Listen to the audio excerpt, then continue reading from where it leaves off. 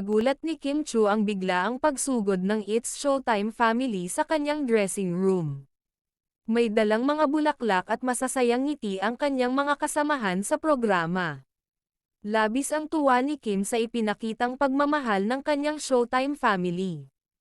Hindi inaasahan ni Kim ang bonggang sorpresa para sa kanyang ika-19 na anibersaryo sa industriya. Bukod sa kanyang mga kaibigan, sinorpresa din siya ng kasintahang si Paulo, isa ito sa mga sandaling labis niyang na-appreciate at hindi niya malilimutan.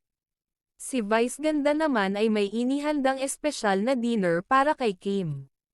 Masayang-masaya si Kim sa bonding nila ni Vice at ng iba pang kaibigan sa labas ng studio.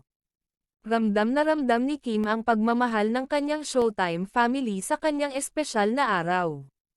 Lubos ang pasasalamat ni Kim sa suporta at pagkakaibigang kanyang natagpuan sa industriya.